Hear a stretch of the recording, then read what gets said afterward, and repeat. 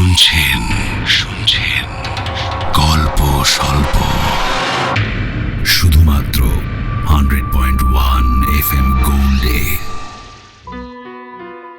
শুরু হচ্ছে গল্প সর্বনাশিনী। অপরূপ প্রাকৃতিক সৌন্দর্য গঠনের পাশাপাশি ভয়াল ঘটনার সম্মিলনে এই গল্পটি রচনা করেছেন পাঁচকড়ি দে। 1873 খ্রিস্টাব্দে জন্মগ্রহণ করেন তিনি। বাংলা সাহিত্যে গোয়েন্দা কাহিনীর ইতিহাসে তিনি ছিলেন অত্যন্ত জনপ্রিয় লেখক। তার লেখা মায়াবী, মায়াবিনী, নীলবসনা সুন্দরী, হত্যাকারী কে, জীবনমৃত রহস্য ইত্যাদি বইগুলি সেই সময়কার পাঠকদের মধ্যে বিপুল পরিচিতি পায়। তাঁর লেখা গল্পের গোয়েন্দার নাম দেবেন্দ্র বিজয়। তার অনেক লেখা অন্যান্য ভারতীয় ভাষায় অনুবাদ করা হয়। পাল ব্রাদার্স নামে তার বইয়ের একটি দোকান এবং তার নিজস্ব মালিকানায় কলকাতায় বাণী প্রেস নামে একটি ছাপাখানা ছিল। তাঁরই লেখা গল্প সর্বনাশিনী। গল্প পাঠে সুদীপ্ত, উজ্জ্বল, অমরজিৎ এবং অর্পণ। আবহ নির্মাণে অর্পণ। গল্প সর্বনাশিনী।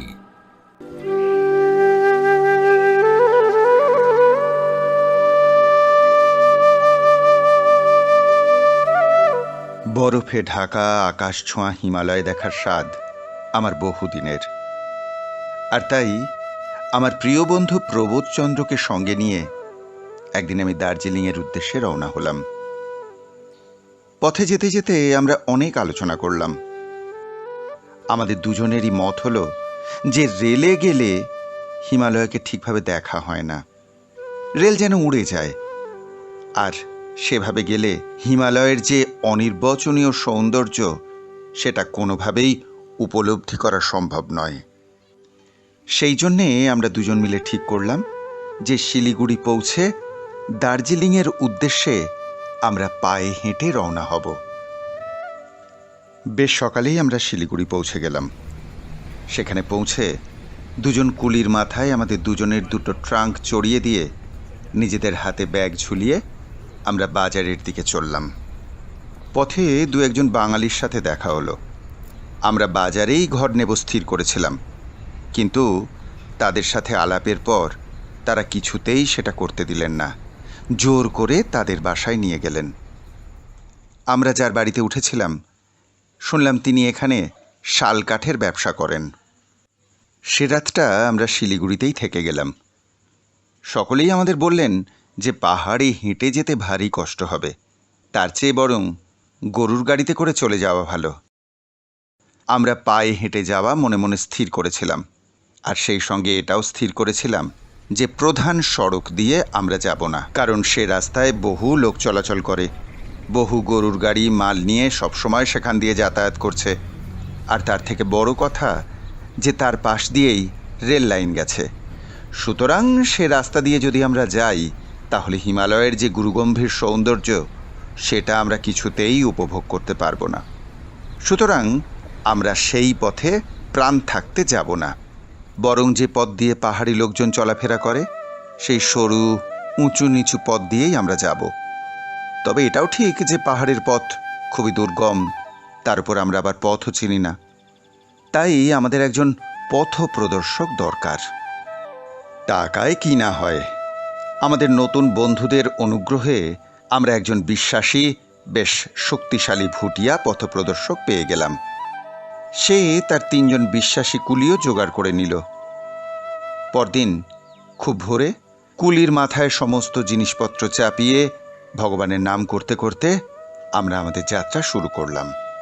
আমাদের আগে আগে চলল ভুটিয়া থম্বি মেনা। তার কোমরে 2টো খুকরি আর হাতে একটা বিরাট লাঠি। তার পিছনে আমরা 2 বন্ধু, আর আমাদের পিছনে বাকি 3 কুলি। আমরা মহানন্দা নদীর ব্রিজ পেরিয়ে মাটিয়া খোলার হাটে পৌঁছলাম। তারপর নকশিবাড়ির পথ ধরে এগিয়ে চললাম।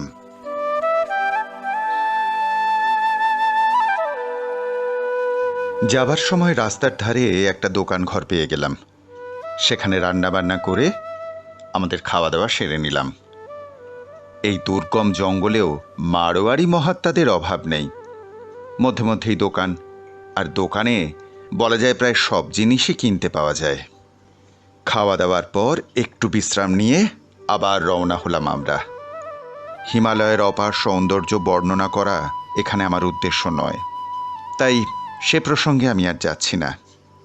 এইসব জায়গায় প্রায়ই দেখা যায় যে হঠাৎ করে কুয়াশা এসে চারিদিক কেমন আচ্ছন্ন করে দিল, আর সবটাই অন্ধকার হয়ে গেল। তখন আর কিছুই দেখা যায় না। খুব কষ্টে, খুব সাবধানে পথ অতিক্রম করতে হয়। আমরা যে পথে যাচ্ছিলাম সেটা অত্যন্ত দুর্গম। একদিকে গভীর খাদ, সেখানে একবার পড়লে বাঁচবার আর কোনো রাস্তাই নেই। একজনের বেশি দুজন পাশাপাশি যাবার কোনো উপায় নেই সেই পথে। অনেক সময়ই হামাগুড়ি দিয়ে বেশ কষ্ট করে উঠতে হয়। অতি কষ্টে কুয়াশার অন্ধকার ঠেলে আমরা পাহাড়ে উঠতে লাগলাম। এদিকে তখন প্রায় সন্ধে হয়। প্রচণ্ড শীত, তার উপর বৃষ্টি। হিমালয়ে যদি বৃষ্টি না থাকতো তাহলে বোধহয় সেটা ইন্দ্রের অমরাবতী বা নন্দনকানন হয়ে যেত। বারবার মনে হচ্ছিল একটা যদি বিশ্রাম পাওয়ার মতো জায়গা পেতাম তাহলে আজকের মতো সেখানে একটু বিশ্রাম নিতাম। আমরা প্রত্যেকেই খুব ক্লান্ত হয়ে পড়েছিলাম। কুয়াশার ভেতর দিয়ে কোন দিকে যে যাচ্ছি তা কিছুই বুঝে উঠতে পারছিলাম না। আমাদের পথপ্রদর্শক বলেছিল যে কাছেই একটা বস্তি রয়েছে, কিন্তু প্রায় 1 ঘন্টা পরিশ্রম করে এগোনোর পরেও আমরা কোনো বস্তি বা কোনো পল্লী দেখতেই পেলাম না। আমাদের দেশে যেমন সন্ধে হয়, হিমালয়ের সন্ধে কিন্তু একেবারেই সেরকম নয়। সন্ধে বলে কোনো ব্যাপারই যেন এখানে নেই। হঠাৎ করেই না বলে কয়ে অবাধ্য মেয়ের মতো একটা কালো কাপড় দিয়ে হিমালয়কে যেন ঢেকে দেয়। আর এটা আজকে আমি স্বচক্ষে দেখলাম। অনুভব করলাম যে হঠাৎই চারিদিকে যেন অন্ধকার একেবারে ঘোর হয়ে এলো, আর কোনো কিছু দেখার কোনো উপায়ই রইল না। আমাদের পথপ্রদর্শক মুখে নানা রকম শব্দ করতে করতে আগে আগে এগিয়ে চলেছে, আর আমরা তার গলার স্বর অনুসরণ করে হাতড়াতে এগিয়ে চলেছি। একটু পা পিছললেই আর দেখতে হবে না, অপেক্ষা করে আছে ভয়াবহ মৃত্যু। এখন বারবার করে মনে হচ্ছে যে আমাদের শিলিগুড়ির বন্ধুদের কথা বোধহয় আমাদের মেনে নেওয়াটাই ভালো ছিল। কিন্তু ওই যে বলে, সুখে থাকতে ভূতে কি লয়। হঠাৎ দেখলাম যে আমাদের পথপ্রদর্শক দাঁড়িয়ে পড়েছে। সেটা দেখে আমরা স্তম্ভিত হয়ে গেলাম। বেশ ভালোই বুঝতে পারলাম যে সে নিজেই অন্ধকারে পথ হারিয়েছে। গ্রামের পথের দিকে না গিয়ে অন্য রাস্তায় এসেছে সে। আর পাহাড়ের যে রাস্তায় এসেছে সেটা অত্যন্ত দুর্গম। এবারে কোন দিকে যাবে সেটা সে নিজেই স্থির করতে পারছে না। নিজে মুখে সে যদিও সেটা স্বীকার করছে না, কিন্তু তার গলার স্বরে সেটা আমরা বেশ বুঝতে পারছি। শিরদাঁড়া বেয়ে যেন একটা ঠান্ডা স্রোত বয়ে গেল। বেশ বুঝতে পারলাম সেই রাত্রে এই পাহাড়ের দুর্গম জঙ্গলের মধ্যেই আমাদের রাতটা কাটাতে হবে। যদিও তাতে বড় কিছু একটা এসে যায় না, তবে কোনো খাদে গিয়ে যদি না পড়ি সেটাই ভগবানের অসীম কৃপা বলে মেনে নিতে হবে। থম্বি মেনা বলল, आप जी इधर इस रास्ते से जाने से नीचे एक बस्ती मिलेगा, हम उधर जाएगा। অগত্যা তার কথাই আমরা মেনে নিলাম। কিন্তু কয়েক পা যাওয়া মাত্র একটা ঢালু জায়গায় গিয়ে আমরা পৌঁছলাম। তারপর যে ঠিক কি হলো সেটা আমি বলতে পারবো না। গড়িয়ে গড়িয়ে কতটা দূর আমি এগিয়ে চললাম সেটাও আমার মনে নেই। শুধু এটুকু বুঝতে পারছিলাম যে আমার লম্বা কোট 2 হাতে চেপে ধরে আমার বন্ধু প্রবোধচন্দ্র আমারই মতো গড়িয়ে চলেছে। আর সেই সঙ্গে এটাও বুঝতে পারছিলাম যে আমাদের পথপ্রদর্শক থম্বিমেনারও একই দশা। সেও গড়িয়ে গড়িয়ে আসছে আমাদেরই সঙ্গে। গড়াতে গড়াতে কিসে একটা ধাক্কা খেয়ে আমরা থামলাম। হাতের স্পর্শে বুঝতে পারলাম যে কাঠের কোনো জিনিসে ধাক্কা খেয়ে আমরা থেমেছি। পকেটে দেশলাই আর বাতি ছিল, সেটা জ্বালালাম। কিন্তু এতটাই অন্ধকার যে সেই আলোতেও ভালো করে কিছু দেখা যাচ্ছিল না। আলোটা একটু উঁচু করে ধরলাম। দেখলাম যে একটা কাঠের তৈরি ঘর, আর আমরা তিনজনেই সেই ঘরের দেয়ালে ধাক্কা খেয়ে থেমেছি। অনেক কষ্টে আমরা উঠে দাঁড়ালাম। যাই হোক, প্রাণে যে মরিনি সেটাই অনেক। আশা করা যায় রাতের মতো আশ্রয়ও একটা পাবো। এ বাড়িতে যেই থাকুক না কেন, এই অবস্থায় আশ্রয় চাইলে সে না করতে পারবে না। আমরা আলো ধরে ঘরটার দরজার দিকে এগোলাম। দেখলাম যে দরজাটা বন্ধ। দরজায় ধাক্কা দিলাম আমি, কিন্তু কেউ উত্তর দিল না। এবারে আমি আরো জোরে জোরে দরজায় আঘাত করতে লাগলাম, কিন্তু না, তবুও কেউ উত্তর দিল না। তখন আমি দরজা ঠেলে খুলে ফেললাম। একটা কড়কড় শব্দ করে দরজাটা খুলে গেল। দেখলাম যে ভেতরটা বাইরের থেকেও অন্ধকার। আমি আলো নিয়ে ভেতরে ঢুকলাম। আমার পেছনে প্রবোধ আর থম্বিমেনা। কিন্তু তারপরেই একটা অপ্রত্যাশিত ব্যাপার ঘটল। থম্বিমেনা বিকট চিৎকার করে উঠল, তারপর ছুটে বাইরে বেরিয়ে অন্ধকারে কোথায় মিলিয়ে গেল। আমরা দুজনেই ভীষণ অবাক হয়ে চিৎকার করে ওকে ডাকতে লাগলাম, কিন্তু অন্ধকারের ভেতর থেকে কেবল একটা ভয় মিশ্রিত আর্তরব আমাদের কানে এলো। আমরা কেবলমাত্র শুনতে পেলাম,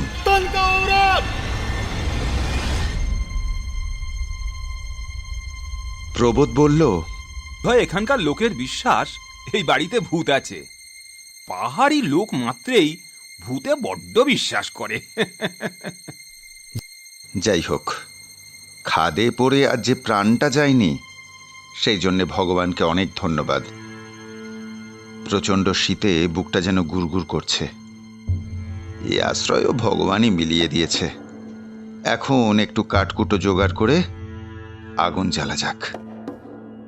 আলো দেখতে পেলে কুলি দুটো আর আমাদের ওই থম্বিমেনা প্রাণের দায় এখানে আবার ঠিক ফিরে আসবে। আমরা বাইরে বেরিয়ে আলো জেলে কতকগুলো শুকনো ডালপালা জোগাড় করলাম। তারপর সেগুলো জ্বালিয়ে ঘরের মধ্যে আগুন করলাম। সেই আগুনে হাত সেঁকে কিছুটা যেন প্রকৃতিস্থ হলাম আমরা। ব্যাগের মধ্যে আমরা সবসময় কিছু না কিছু খাবার রাখতাম। প্রবোধ সেগুলো বার করে খেতে শুরু করে দিল। আমি বললাম, আরে আগে ঘরটা ভালো করে দেখা যাক। প্রবোধ বলল, প্রাণে বাঁচলে তারপর তো আসব। খিদে প্রাণ যায়। এই পাহাড়ে শীতে আর এই পাহাড়ের রাস্তায় খিদে যেন হাজার গুণ বেড়ে ওঠে। অগত্যা আমরা সেই আগুনের পাশে বসে সঙ্গে যা ছিল তাই খেতে লাগলাম। খাওয়া দাওয়া হয়ে যাবার পর আমরা আলো নিয়ে ঘরটা ভালো করে দেখতে লাগলাম। একটা ঘর নয়, পাশাপাশি দুটো ঘর। ঘরের মধ্যে নানা রকম জিনিসপত্র পড়ে রয়েছে। দেখলেই মনে হবে যে শেষে যারা এই বাড়িতে ছিল তারা যে কারণেই হোক হঠাৎ করে এখান থেকে চলে গেছে। তাদের অনেক জিনিসপত্র এখানে পড়ে রয়েছে। নিয়ে যাবার সময় যেন তাদের হয়নি, তাড়াতাড়ি করে যেন চলে যেতে হয়েছে। এই ঘরের অবস্থা দেখে ঠিক সেটাই মনে হচ্ছিল আমাদের। একটা বাক্স ঘরের কোণে পড়ে আছে।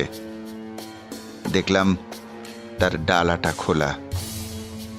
তুলে দেখি তার ভেতরে অনেকগুলো নানা তারিখের বাংলা চিঠি রয়েছে। এই দুর্গম জায়গায়, এই নির্জন বাড়িতে তাহলে আগে কোনো বাঙালি বাস করত? কে সে? এত জায়গা থাকতে এখানে এসেছিল কেন? কৌতূহলের বশে আমরা বাতিটা সেই বাক্সের ওপর রেখে চিঠিগুলো এক এক করে পড়তে শুরু করলাম। যখন শেষ চিঠিটা পড়া শেষ হলো, তখন নিচে থেকে সেই অন্ধকারকে চিরে একটা হৃদয় বিদারক আর্তনাদ উঠতে লাগলো। সারা রাত সেই ভয়ানক শব্দ আমাদের কানে আসতে লাগলো। সেটা কোনো বিকৃত মস্তিষ্কের কল্পনা না, কোনো মানুষের আর্তনাদ। সেটা কেবল ভগবানই বলতে পারেন। আমরা শুধু এটুকু বলতে পারি যে সারা রাত সেই ঘরের মধ্যে আমরা জেগে বসে রইলাম। ভয়ে চোখ বোঝবারও সাহস ছিল না আমাদের। যেসব চিঠি আমরা পড়েছিলাম তার মধ্যে প্রথম চিঠি হলো এটা।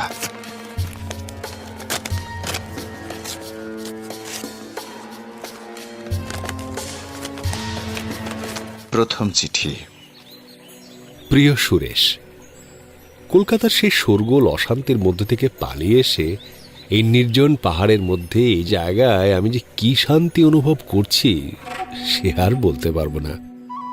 আমি আর লোকের মাঝখানে থাকবো না। লোকালয়ে থাকলে আমি আর আরাম পাবো না। সেই জন্যে এই দুর্গম জায়গায় আশ্রয় নিয়েছি। আমার মাথা যেরকম গরম হয়েছিল তার নেই। আমি এখন অনেক শান্ত মাথায় চিন্তা করতে পারছি। আর এই জায়গার মতো চিন্তা করার জায়গা দ্বিতীয় আর কোথায় আছে? আমার এই বাড়ি পর্বতের মাঝামাঝি জায়গায়। পেছনে স্তরে স্তরে পর্বতগুলি আকাশ ভেদ করে উঠে গেছে। সামনে একটু আগে একেবারে মহা খাদ। 2000 হাত নিচে একটা নদী রূপোর সুতোর মতো দেখতে পাওয়া যায়। এই বাড়িতে দুটো মাত্র ঘর। ঘর বলো আর যাই বলো, এটা সেটাই। কতগুলো শালকাঠ জোড়া দিয়ে দেয়াল তৈরি হয়েছে। চালো ওই শালকাঠেই জোড়া। এখানে শালকাঠের অভাব নেই। চারদিকেই শালকাঠ, কেটে নিলেই হলো। আমার সঙ্গে চাকর বাকর নেই, চেষ্টা করেও পাইনি। প্রায় 2 ক্রোশ দূরে একটা ভুটিয়া বস্তি আছে। সেখানে সপ্তাহে একদিন হাট হয়। হাটের দিন সকালে রওনা হয়ে আমার দরকার মতো জিনিসপত্র নিয়ে ওই সন্ধ্যাবেলায় ফিরে আসি। সময় কাটানোর জন্য একখানা খুব বড় উপন্যাস লিখছি। বোধহয় তাতে আমি জগৎ বিখ্যাত হয়ে যাব।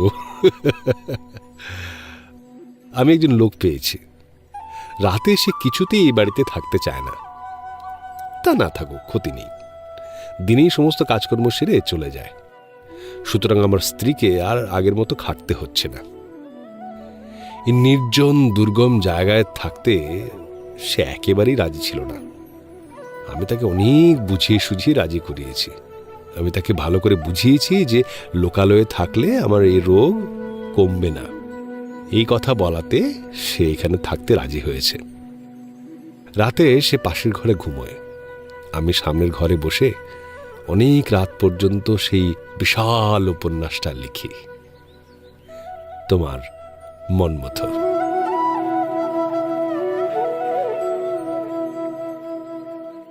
দ্বিতীয় চিঠি। দ্বিতীয় চিঠিতে কেবল সেই উপন্যাসের কথা আর সেই উপন্যাসের প্রশংসার ভাগই বেশি। তৃতীয় চিঠি। প্রিয় সুরেশ, তোমাকে 2খানা চিঠি লিখেছি। এখানে নিয়ে 3খানা হবে, কিন্তু কোনোখানাই এখনো ডাকে দিতে পারিনি। ডাকঘর এখান থেকে প্রায় 10 ক্রোশ দূরে। চিঠি 3খানা ডাকে দেওয়ার জন্য এখনো কোনো লোক জোগাড় করতে পারিনি। তার একটা গুরুতর কারণ আছে। সহজে এ বাড়ির কাছে কেউ আসতে চায় না, বেশি পয়সা দিলেও চায় না। আগে এর কারণ জানতে পারিনি। একদিন এক বৃদ্ধকে এর কারণ জিজ্ঞাসা করলে সে বৃদ্ধ আমাকে এই রহস্যের বর্ণনা করল। ব্যাপারটা এই, সোহো নামে একটা লোক এই ঘরটা বানিয়েছিল। সে ভুটিয়াদের মধ্যে একজন কবি বলে পরিচিত ছিল। সে নির্জনে বাস করবার ইচ্ছে নিয়েই এই দুর্গম জায়গায় এই কুটিরটা নির্মাণ করেছিল। এখানে সে নিজের সুন্দরী যুবতী স্ত্রীকে নিয়ে বাস করত। সুখেই তাদের দিন কাটছিল। কিন্তু দুর্ভাগ্যবশত কাছাকাছি বাস করা এক ভুটিয়া যুবতী সেই নিভৃত নিবাসী কবির প্রেমে পড়ল। আমি আগেই বলেছি, এই কুটিরের 2টো মাত্র ঘর। যখন গভীর রাতে পাশের ঘরে সোহর যুবতী স্ত্রী ঘুমোতো, সেই সময় এই যুবতী তার পাশে বসে সুমধুর কণ্ঠে প্রেমালাপ করত।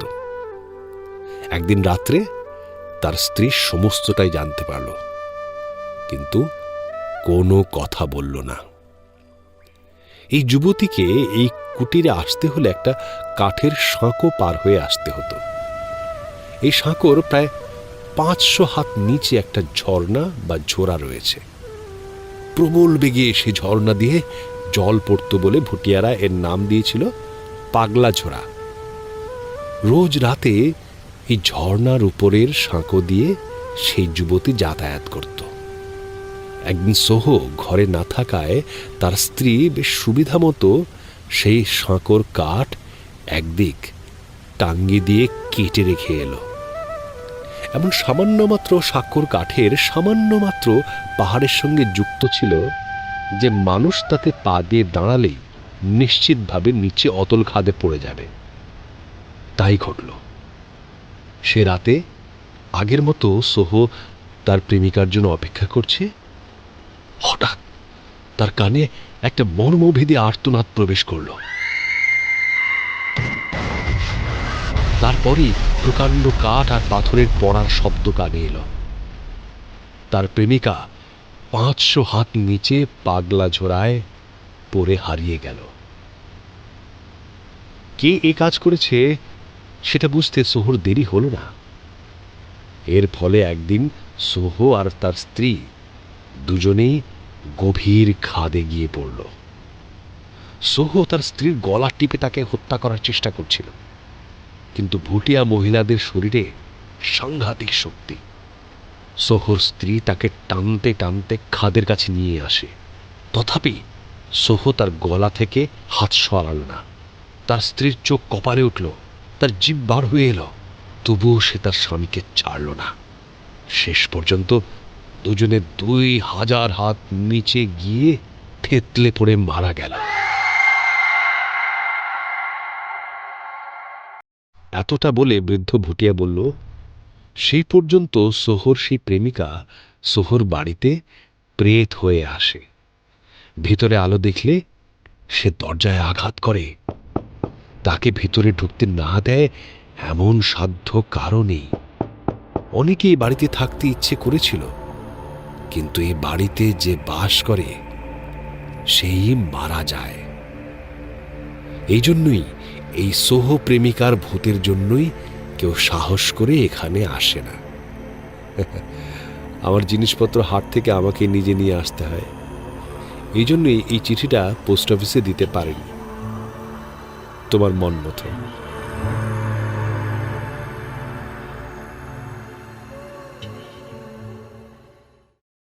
চতুর্থ চিঠি। প্রিয় সুরেশ, দেশে থাকলে এ কথা আমি হেসে উড়িয়ে দিতাম। বোধহয় আধ ঘন্টার মধ্যে এ কথা একেবারে ভুলেই যেতাম। কিন্তু এই নির্জন দুর্গম জায়গায় ভূতের কথা সহজে ভোলা যায় না।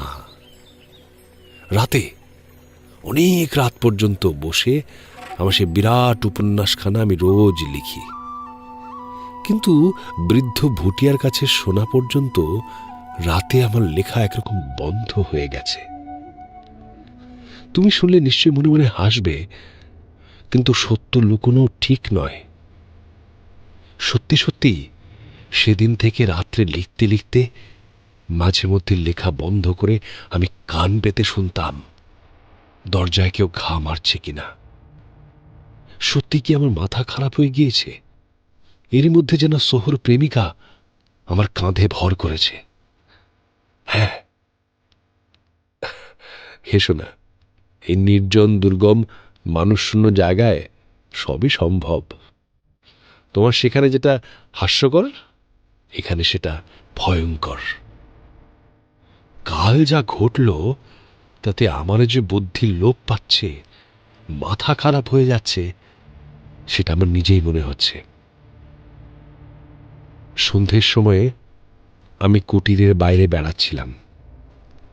বেড়াতে বেড়াতে সে ভাঙা সাঁকোর কাছে এসে দাঁড়ালাম। উঁকি মেরে সাঁকোটার নিচে পাগলা ঝোড়া দেখছিলাম।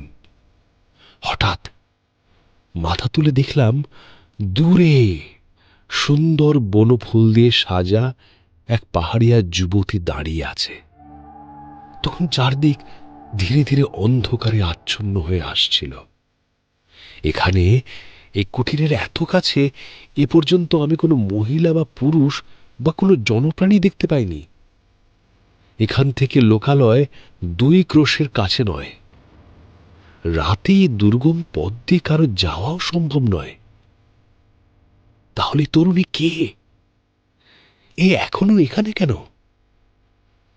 আমি তার দৃষ্টি আকর্ষণের জন্য গলা পরিষ্কারের জন্য শব্দও করলাম, তথাপি সে নড়ল না।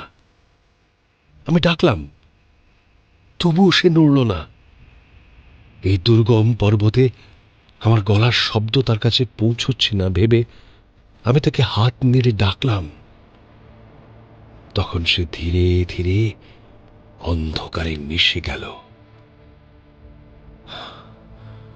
আমি ঘরের দিকে ফিরলাম। আমার শিরায় শিরায় কে যেন বরফের স্রোত বইয়ে দিল। কেন আমার এরকম ভাব হলো তা বুঝতে পারলাম না। তবে কি মানুষ নয়?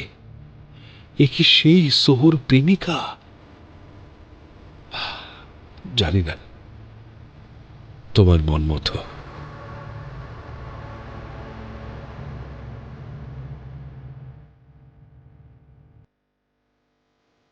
পঞ্চম চিঠি। আগের চিঠির 11 দিন পরে এটা লেখা হয়েছিল। প্রিয় সুরেশ, যা ভাবছিলাম ঠিক তাই ঘটেছে। সে এসেছে।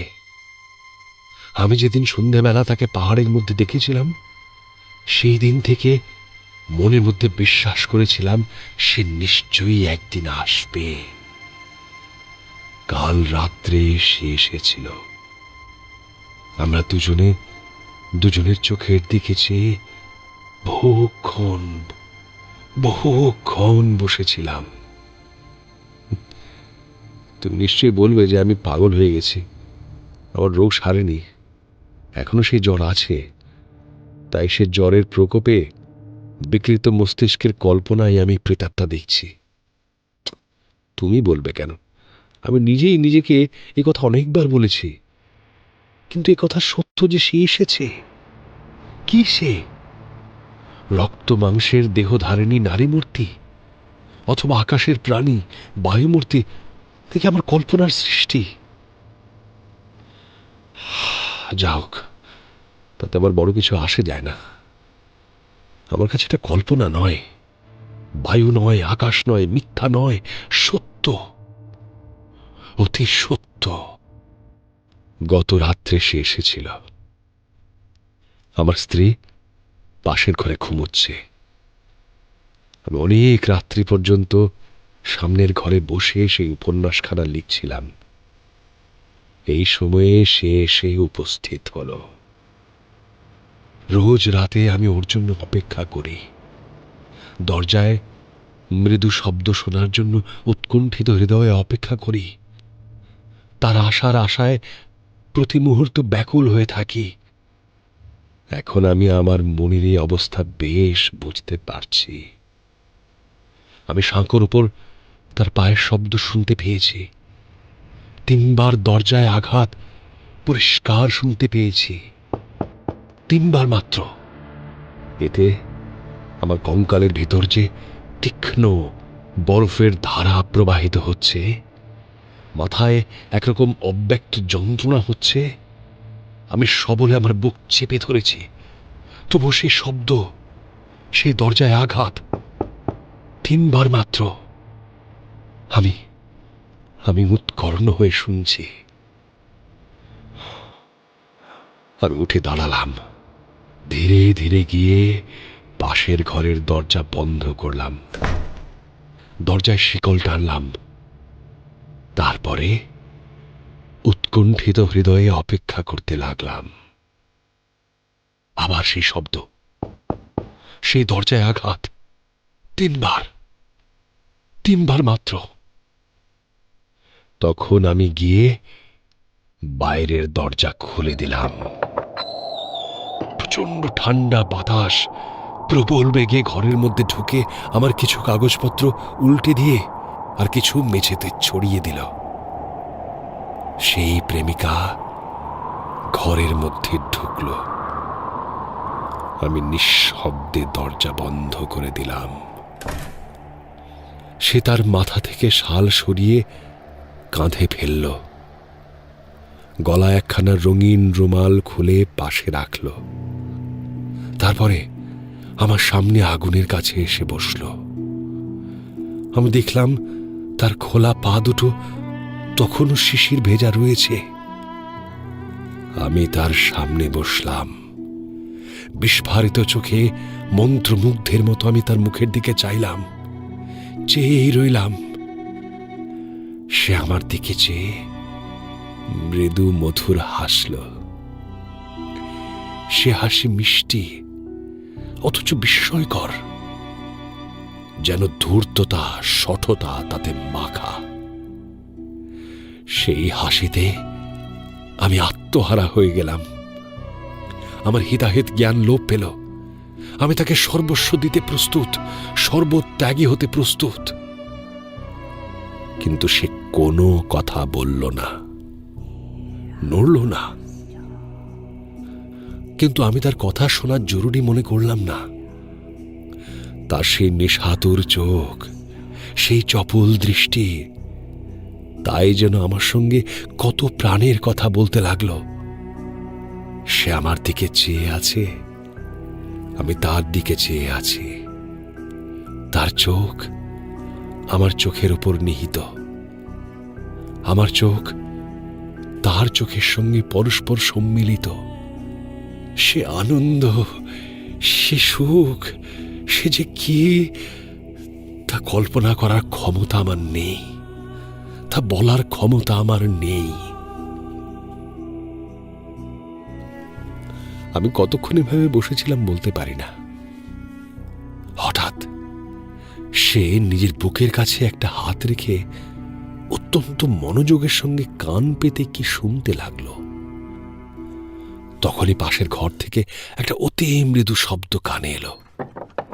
অমনি সে অপরিচিতা প্রেমিকা তাড়াতাড়ি সে শালখানা তার মাথায় টেনে উঠে দাঁড়ালো। তারপর খুব দ্রুত দরজা খুলে ঘর থেকে বার হয়ে গেল। যাবার সময় দরজা বন্ধ করে দিয়ে গেল। আমি ভিতরের ঘরের শিকল খুলে কান পেতে শুনলাম, না, কোনো শব্দ নেই।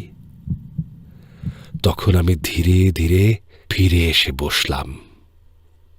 তারপর বোধহয় সে জায়গাতে ঘুমিয়ে পড়েছিলাম। ঘুম ভাঙা মাত্র আমার মনে হলো সেই নারী রাত্রে তার রুমালখানা নিয়ে যেতে ভুলে গিয়েছিল। সে যেখানে বসেছিল তার চলে যাবার পরও আমি সেখানে রুমালখানা দেখেছিলাম। তাই ঘুম ভাঙা মাত্র সেটা লুকিয়ে রাখবো মনে করে সেদিকে চাইলাম। দেখলাম রুমাল সেখানে নেই। আমার স্ত্রী ঘর ঝাড় দিয়ে সমস্ত পরিষ্কার পরিচ্ছন্ন করেছে, আমার চায়ের জল গরম করেছে। সে আমার দিকে দু একবার চাইল। আমি তাকে এমন করে চাইতে আর কখনো দেখিনি। কিন্তু সে কোনো কথা বলল না, রুমালের কথাও কিছু বলল না। তাতে আমার মনে হলো আমি বোধহয় স্বপ্ন দেখেছি মাত্র। কাল রাত্রে যা সত্য ভেবেছিলাম তার কিছু নয়, স্বপ্ন মাত্র। কিন্তু বিকেলে আমি একবার বার হয়ে দেখলাম আমার স্ত্রী সে রুমালখানা হাতে নিয়ে ভালো করে দেখছে। তার মুখ অন্যদিকে ঘোরানো ছিল, সুতরাং সে আমাকে দেখতে পেল না। আমি স্পষ্ট দেখলাম সে ভালো করে লক্ষ্য করে রুমালখানাকে দেখছে। আমি কতবার মনে করলাম যে রুমালখানা আমার স্ত্রীরই। কাল রাত্রে যা দেখিয়েছে তা সমস্ত আমার কল্পনা, স্বপ্ন মাত্র। আর তা যদি না হয় তবে কাল রাত্রে যে এসেছিল সে কোনো প্রেতাত্মা নয়, সত্যি সত্যি কোনো নারী। কিন্তু মানুষকে চিনতে পারে, বুঝতে পারে। কাল রাত্রে যে আমার সামনে বসেছিল সে রক্ত মাংসের কোনো জীব নয়, এটা কিন্তু আমি বুঝতে পেরেছিলাম। সম্ভবত সে কোনো স্ত্রীলোক হতে পারে, কিন্তু এখান থেকে 2 ক্রোশের মধ্যে কোনো বস্তি বা লোকালয় নেই। দিনে এই পার্বত্য পথে চলাফেরা করা বিপজ্জনক, রাত্রে তো অসম্ভব। কোন স্ত্রীলোক অন্ধকার রাতে এই ভয়াবহ কঠিন পর্বত পথ দিয়ে আসবার সাহস করবে? তাতে ঘোর অন্ধকার, দারুণ শীত। কোনো মহিলার এই দুর্গম জায়গায় এই কুটিরে আসা একেবারেই অসম্ভব। আরো কারণ, কোন স্ত্রীলোকের উপস্থিতিতে শিরায় শিরায় অস্থি মজ্জায় গলানো বরফের স্রোত বইতে থাকে? সে যাই হোক, সে যদি একবার আসে তাহলে তার সঙ্গে কথা বলবো। আমি হাত বাড়িয়ে তাকে ধরব, তাহলেই দেখতে পাবো সে রক্ত মাংসের মানুষ নাকি বায়ু, কেবল কল্পনা, কেবল শূন্য একটা ছায়া মাত্র। তোমার মন মতো।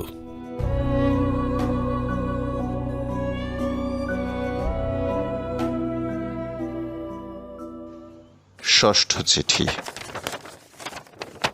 প্রিয় সুরেশ, এই সমস্ত পত্র কখনো যে তুমি পাবে সেরকম আশা আমি করি না। আমি এখান থেকে এই সমস্ত চিঠি তোমাকে পাঠাবো না। তোমার কাছে এই সমস্ত কিছুই পাগলের পাগলামি, উন্মত্তের প্রলাপ ছাড়া আর কিছুই মনে হবে না। যদি কখনো দেশে ফিরি তাহলে হয়তো কোনোদিন না কোনোদিন এই সমস্ত চিঠি তোমায় দেখাতেও পারি, তাও শিগগিরই নয়। যখন এসে এইসব নিয়ে হাসি ঠাট্টা করতে পারবো, কেবল সেই সময়ই তোমায় এই সমস্ত চিঠি দেখাবো। এখন আমি এগুলো লিখছি আমার মনের যাতনায়। এগুলো এভাবে না লিখলে হয়তো আমাকে চিৎকার করে মনের যাতনা লাঘব করতে হতো। সে রোজ রাত্রে আসে, সেই রকম আগুনের কাছে বসে, সেই রকম আমার চোখের সঙ্গে চোখ মেলায়, সে কুহকিনী মিষ্টি মধুর হাসি হাসে। আমার মাথা ঘোরতরভাবে চঞ্চল হয়ে ওঠে, আমি আত্মহারা হই, আমার অস্তিত্ব যেন তার মধ্যে লীন হয়ে যায়। এখন আমার লেখা পুরো বন্ধ হয়ে গেছে। লেখার চেষ্টাও করি না। আমি সাঁকোর ওপর তার আশার পায়ের শব্দ, ঘাসের ওপর পায়ের শব্দ, দরজায় মৃদু করাঘাতের শব্দ শোনার জন্য ব্যাকুলভাবে উৎকর্ণ হয়ে থাকি। সে এলে সেই ভাব। আমি আর কোনো কথা বলতে পারি না। আমি আর আমার মধ্যে থাকি না, কোনো কথাই আমার মনে হয় না। সেও কোনো কথা বলে না, কেবল সেইভাবে চেয়ে থাকে, সেই রকম হাসি হাসে। রোজ আমি মনে করি আজ সে এলে আমি নিশ্চয় তার সঙ্গে কথা বলবো, নিশ্চয় তাকে স্পর্শ করব। কিন্তু সে আসা মাত্র আমি সবকিছু ভুলে যাই, আমার অস্তিত্ব সম্পূর্ণভাবে নষ্ট হয়ে যায়। কাল রাতে যখন আমি তার মুখের দিকে চেয়েছিলাম, সে সময় ক্রমে ক্রমে আমার মন তার অপরূপ সৌন্দর্যে ভরে গেল। তার ঠোঁট হালকা খুলল। সে হঠাৎ চমকে উঠে দাঁড়ালো। আমি পাশের ঘরের জানালার দিকে চাইলাম। চাওয়া মাত্র মনে হলো কে যেন জানলা থেকে হঠাৎ মুখ সরিয়ে নিল। এদিকে নিমেষের মধ্যে সে শাল মাথায় টেনে দ্রুত ঘর থেকে বার হয়ে গেল। আমি আলো নিয়ে পাশের ঘরে গেলাম।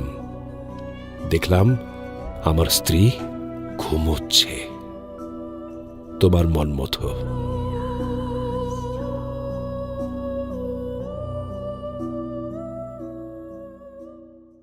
সপ্তম চিঠি। প্রিয় সুরেশ, রাতের জন্য আমি ভয় পাই না, এখন আমি দিনের জন্যই ভয় পাই। যে নারীকে আমার স্ত্রী বলে আসছি তাকে এখন আমি প্রাণপণে ঘেন্না করি। সে ঘেন্নার ইয়ত্তা নেই, সীমা নেই, অন্ত নেই। তার যত্ন, শ্রদ্ধা, সোহাগ সমস্তই এখন বিষের মতো মনে হয়। কি জানি কেন তার চোখের দিকে চাইলে আমি শিউরে উঠি।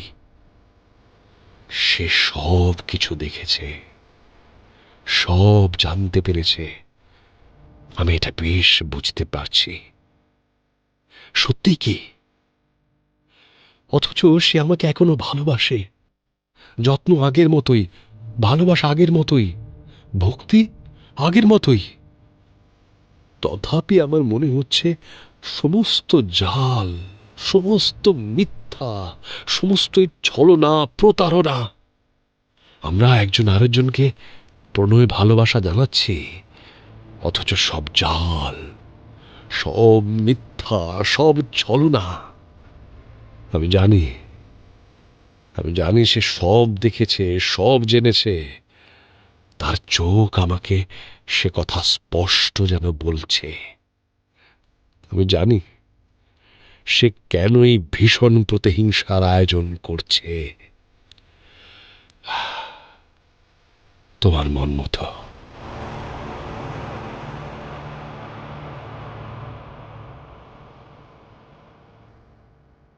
অষ্টম চিঠি। প্রিয় সুরেশ, আজ সকালে হাটে যাব বলে আমি বার হলাম। আমার স্ত্রী দরজায় দাঁড়িয়ে রইল। ধীরে ধীরে আমি তার থেকে দূরে চলে গেলাম। পরে একবার চেয়ে দেখি দূর থেকে আমার স্ত্রীকে একটা ছোট্ট পুতুলের মতো লাগছে। অবশেষে পাহাড় ঘুরে এগিয়ে চলায় তাকে আর দেখতে পেলাম না। তখন আমি উঠতে উঠতে, পড়তে পড়তে প্রচণ্ড দ্রুত অন্য পথ দিয়ে ঘরের সামনে এলাম। পার্বত্য পথ সহজ নয়। কতটা উঠে পড়ে তবে অন্য দিক দিয়ে আমার ঘরের কাছে এলাম। সেখানে একটা বিশাল পাথরের খণ্ডের পাশে লুকিয়ে থেকে আমার ঘরের দিকে সতর্ক দৃষ্টি রাখলাম।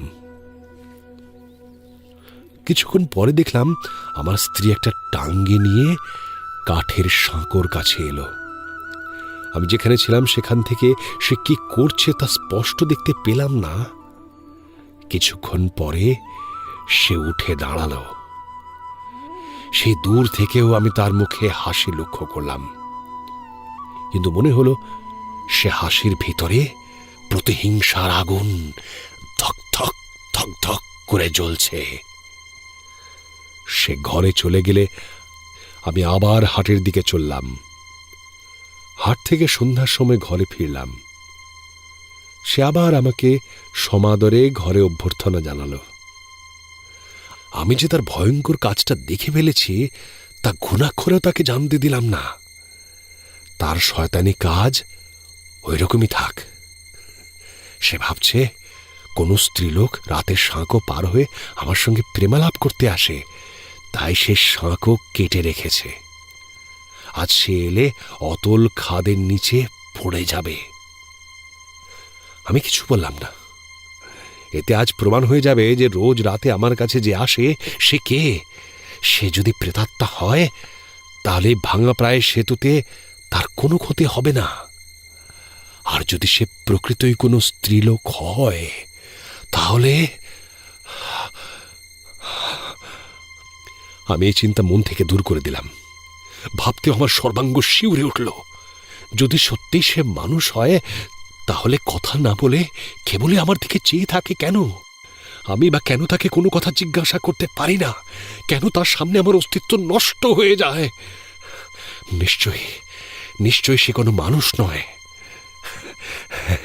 আমার স্ত্রী তার কোনো ক্ষতি করতে পারবে না। এ হতভাগিনী প্রতিহিংসার এই ব্যর্থ চেষ্টায় আরো আগুন জ্বেলে অস্থির হবে। বেশ হবে, বেশ। কিন্তু সে যদি প্রেত লোকের অধিবাসিনী হয় তবে আমি তার পায়ের শব্দ শুনতে পাই কেন? কেনই বা তার পায়ে স্পষ্ট শিশিরের দাগ দেখতে পাই? কেনই বা দরজায় আঘাত করার শব্দ শুনতে পাই? এগুলো তো ভূত প্রেতের চিহ্ন নয়। রাত হয়েছে। আগের মতো পাশের ঘরে আমার স্ত্রী ঘুমোচ্ছে। আমি একান্ত মনে ঘরে বসে উৎকর্ণ হয়ে তার পায়ের শব্দ শোনার জন্য অপেক্ষা করছি। সে যদি প্রেতাত্মা হয় তাহলে সে আগের মতো আমার কাছে আসবে। আর যদি সে যথার্থই কোনো নারী হয় তাহলে নিশ্চয়ই সাঁকো থেকে পড়ার সময় আর্তনাদ শুনতে পাবো। নাকি কোনো প্রেত লোকের অজানা কুহক জাল আমাকে ঘিরে ফেলেছে? হঠাৎ করে একে একে প্রেতাত্মার বিদ্রুপ। হ্যাঁ? আমি শুনতে পেয়েছি সে ভয়াবহ আর্তনাদ। আমি এইমাত্র শুনেছি, হৃদয় ভেদী, আকাশ ভেদী আর্তনাদ আমি শুনেছি। আকাশ পাতাল কাঁপিয়ে অন্ধকার আলোড়িত করে সে ভয়ঙ্কর আর্তনাদ সাঁকোর কাছ থেকে উঠল। সে গভীর খাদের মধ্যে থেকে উঠে পর্বতের শৃঙ্গে শৃঙ্গে প্রতিধ্বনিত হতে লাগলো। ও সে আর্তনাদের বর্ণনা করতে পারবো না। সে আর্তনাদ এখনো আমার কান দিয়ে আমার শিরায় শিরায় রক্তের মতো ছুটছে। আমি ঘর থেকে দ্রুত ছুটে বেরোলাম, সাঁকোর কাছে এলাম, শুয়ে পড়ে হাত বাড়িয়ে দেখলাম সাঁকো আর নেই। নিচের দিকে চেয়ে দেখলাম ঘোর অন্ধকার। সেই গভীর খাদ ঘোর অন্ধকারে পূর্ণ, কিছু দেখার উপায় নেই। প্রবল বেগে বাতাস বইছে। আমি চিৎকার করে ডাকলাম। সেই প্রচন্ড বাতাসে আমার প্রচন্ড চিৎকার কেবল পৈশাচিক হাসির মতো দিক বিদিক কাঁপিয়ে প্রতিধ্বনিত হতে লাগলো।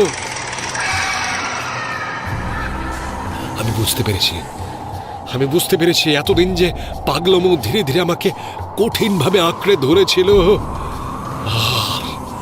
আর কোনো উপায় নেই, চেষ্টা বৃথা।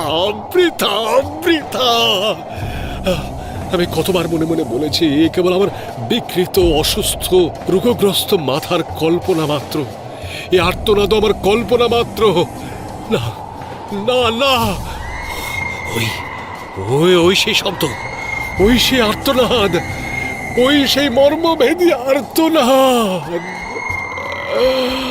প্রতি মুহূর্তে আমার মাথায় কে যেন প্রচন্ড ভারী লোহার হাতুড় দিয়ে বারবার আঘাত করছে। আমি বুঝতে পেরেছি সে আর আসবে না আমার কাছে।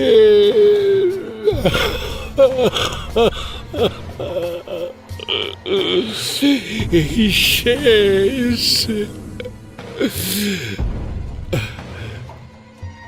তোমার মন মতো।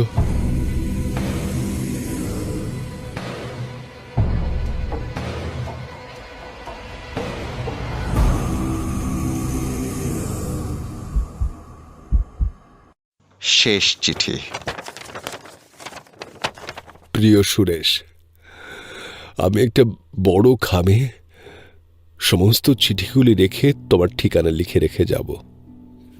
যদি কেউ কখনো এখানে আসে তাহলে সে হয়তো তোমাকে এই চিঠি পাঠিয়ে দিতে পারবে। আমার লেখাপড়া বন্ধ হয়ে গেছে। আমি আর আমার স্ত্রী, তোমাকে বোঝানোর জন্য যাকে এখনো স্ত্রী বলছি, এখন আমরা দুজনে মুখোমুখি হয়ে বসে থাকি। কেউ কোনো কথা বলি না। এক অতি আশ্চর্য পরিবর্তন।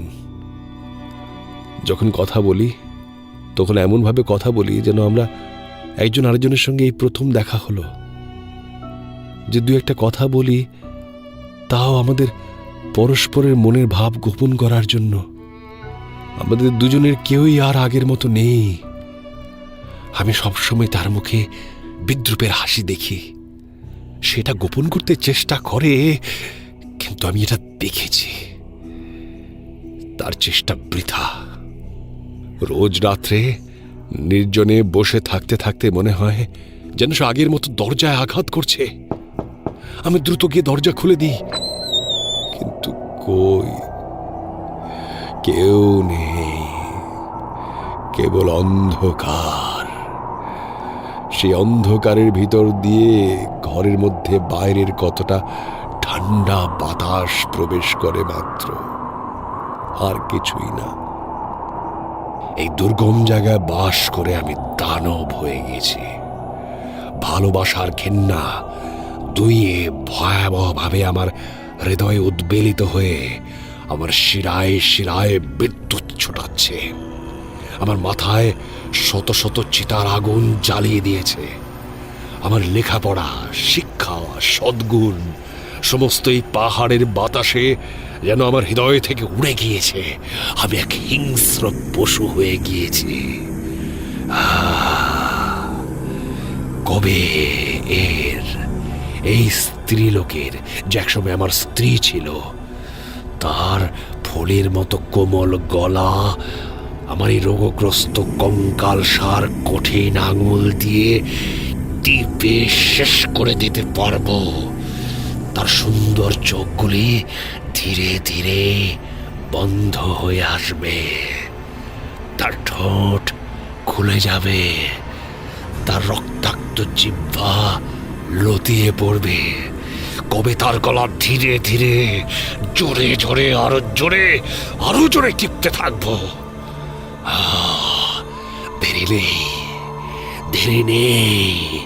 দেরি নেই। তারপর ধীরে ধীরে তার গলা ধরে তাকে পেছনে ঠেলতে ঠেলতে এই কুটির থেকে বাইরে নিয়ে যাব।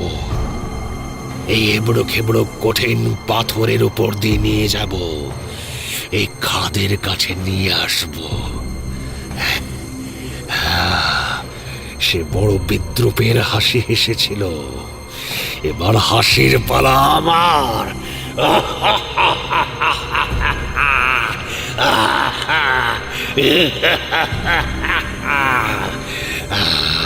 আমি জোর করে তাকে ধীরে ধীরে ঠেলে নিয়ে যাব, ধীরে ধীরে আদর করে এই খাদের ধারে। যখন তার পায়ের একটা মাত্র আঙুল পাহাড়ে থাকবে, সে হেলে পড়বে, তখন আমি তার দিকে নিচু হয়ে তার লাল ঠোঁট দুটোতে চুমু দেব। তারপর নিচে নিচে নিচে কুয়াশার মধ্যে দিয়ে লতা পাতা ভেদ করে, পশু পাখিকে স্তম্ভিত করে নিচে নিচে আরো গভীরে নিচে দুজনে একসঙ্গে যাব যাব যাব যাব যতক্ষণ না তার সঙ্গে মিলিত হই।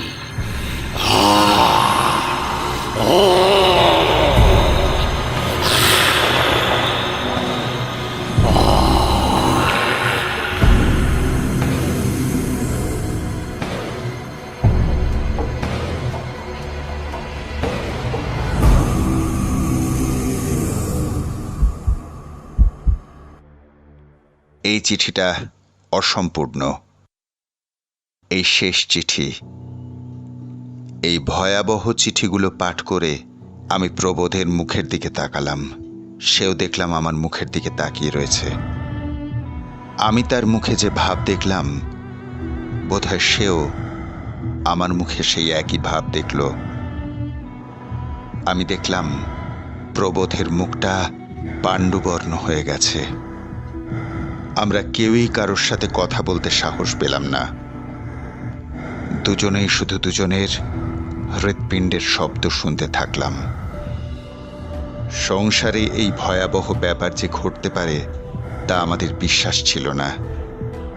আমাদের পথপ্রদর্শক থাম্বিমেনা শয়তান কা ঔরত বলে ভয়ে এই জায়গা থেকে পালিয়ে গিয়েছিল।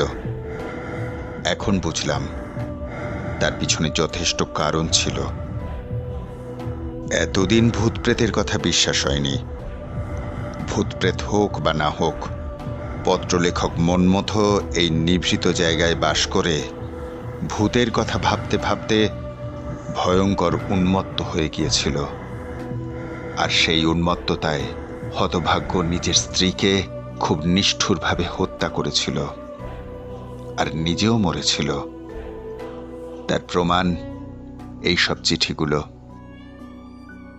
ভোর হতে না হতে আমরা সেই জায়গা থেকে পালালাম। রামচন্দ্র আর সেখানে 1 মিনিটও থাকে কেউ? বস্তিতে এসে আমাদের 2 কুলি আর থম্বিমেনাকে পেলাম। আমরা যে সেই ঘরে সারা রাত থেকেছি আর এখনো বেঁচে আছি, এটা দেখে তারা অবাক হয়ে আমাদের মুখের দিকে তাকিয়ে রইল। দার্জিলিংয়ে পৌঁছে চিঠিগুলো আমরা কমিশনার সাহেবকে দিলাম। পরে শুনেছি তার নির্দেশে সেই ভয়াবহ কুটিরটা জ্বালিয়ে দেওয়া হয়েছে।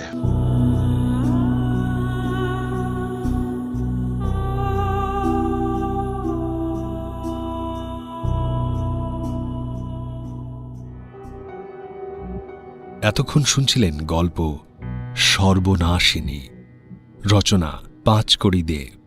গল্প পাঠে বিভিন্ন চরিত্রে ছিলেন গল্পকথক সুদীপ্ত, প্রবোধচন্দ্র উজ্জ্বল, থম্বিবেনা অমরজিৎ এবং পত্রলেখক মন্মথ অর্পণ।